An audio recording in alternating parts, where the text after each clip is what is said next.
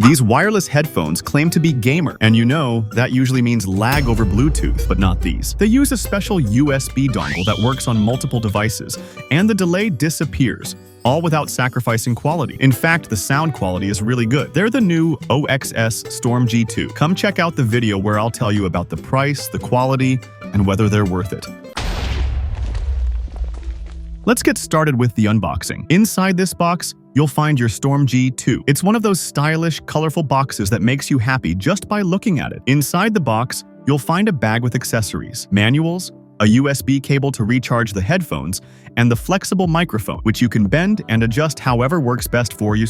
There's also a pop filter for the mic, a USB dongle that's Type A, and thanks to the magic of technology, also works as Type C. We also get an auxiliary cable in case you want to use them wired. It's about 2 meters long and comes with a clip for your clothes, with volume controls and a mute switch for the microphone. That's all for accessories. Over here, in a nice pouch, we have the Storm G2 themselves, well protected with foam wrapping. And here are the headphones. They feel mid-range in terms of quality, not premium materials, but not cheap either. They've got a plastic finish, and the ear cushions are covered with synthetic leather. It doesn't feel bad at all, and they're pretty big, even for big-eared guys like me. But since it's leather, if it gets hot, you'll definitely sweat. The headband also has synthetic leather and padding for extra comfort. Comfort level is middle of the road. Pleasant enough that after long use, you won't feel worn out, but not the most comfortable headset you'll ever try. A nice balance between quality and comfort. On the right side, you'll find the switch to toggle between Bluetooth and the 2.4 dongle. On the left side, we have more buttons and ports. The first button lets you switch the equalizer. There are only 3 modes: gaming,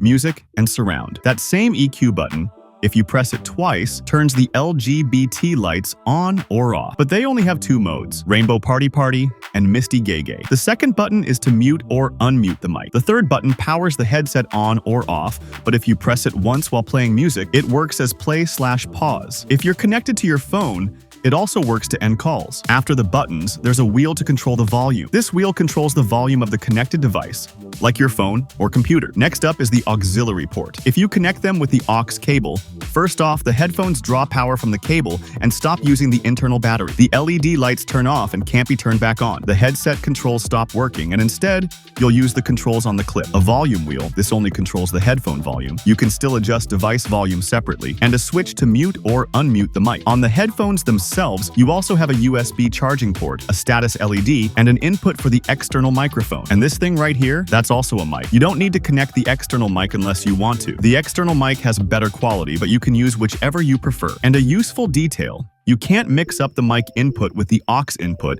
because the connector only fits where it should. Here's a quick test of the external microphone. This is an audio test of the microphone of Storm G2. I hope you can clearly appreciate the quality of this microphone, and that's it. I think the quality is really good. It just needs a little more volume. As for the sound quality of the headphones, it's excellent. My reference points are 3 other headsets: the Halo S40, which I tried recently, the HyperX Cloud, and a pair from Chevrolet. The Halo are still the ones with the best quality, but they're only about 10% better. And wirelessly, they have a ton of lag, so they're useless for gaming. For music though, they're the best option I've tried so far. In second place, I'd put the Storm G2. They have really good sound quality and come with their own dongle, which lets you game competitively in wireless mode. Plus, they're super versatile. They connect to pretty much anything with no hassle. That's their strongest point. The HyperX I'd place in third for sound quality. And in last place, the Chevrolet ones. Talking specifically about the Storm G2's sound quality, they come with 3 equalizer profiles. Gaming boosts footsteps and gunshots, so you can play like a pro. Music, a very balanced profile. Surround enhances the bass and makes it sound great even at low or medium volume. In this mode, the virtual 7.1 surround sound kicks in, which is my favorite EQ setting of all. You really get to enjoy these headphones. They're more than good enough for most users. But let's not forget, these are designed for gaming. Their strong point is video games, and the natural enemy of all wireless Bluetooth headsets is lag. The Storm G2 over Bluetooth behave like the rest with about 400 milliseconds of lag, almost half a second, which is way too much for gaming. Yes, you can plug them in with a cable and eliminate lag, but the whole point is that they're wireless. That's where the magic of their dongle comes in. Just switch the headset to 2.4 mode, plug the dongle into your PC, and they auto-connect and configure in under a second. It's awesome. On top of that, they have really impressive impressive range even with walls, doors, and interference. In my case, connected to my PC, I could walk all around my house and the music never cut off. It only started dropping when I reached the farthest point between my computer and my house, and by then, there were like 3 walls interfering.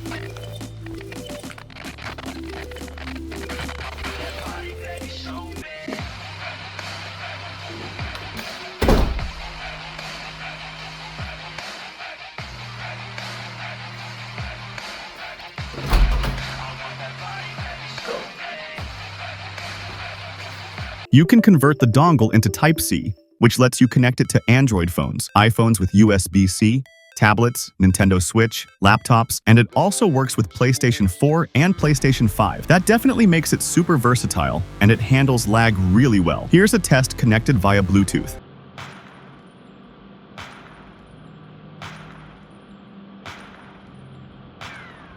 Now connected through the dongle.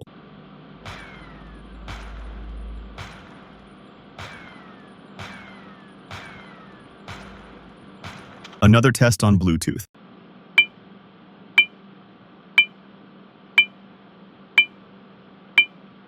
And now again with the dongle.